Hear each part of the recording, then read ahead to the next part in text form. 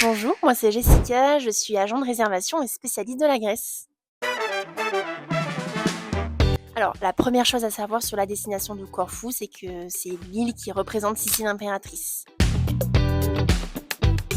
Alors, mes adresses coup de cœur, on va en parler de 3. Premièrement, on va parler de la vieille ville de Corfou.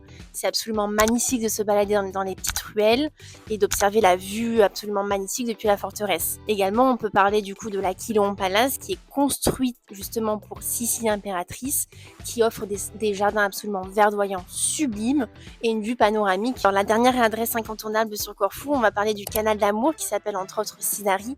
En fait, la légende raconterait que si vous baignez dans ce canal avec votre partenaire, vous passerez votre vie ensemble.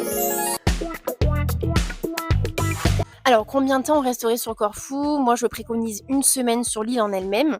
Après, c'est bien de faire durer un petit peu le séjour si vous souhaitez, par exemple, faire un combiné d'îles dans les îles ioniennes.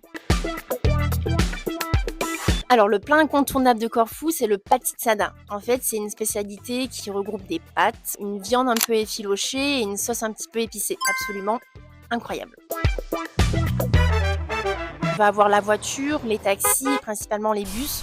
En fait, Corfou, c'est une île très bien desservie, donc aucun souci pour se déplacer directement sur place.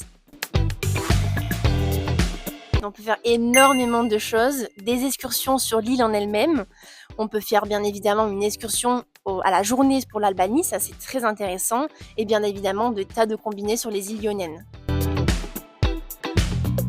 Moi, je dirais le mois de juin ou le mois de septembre. Il faut savoir que Corfou, c'est quand même une île assez pluvieuse, donc le mois de mai est à déconseiller. Juin-septembre, c'est pas mal parce qu'on sort du tourisme de masse qui peut déranger certains clients.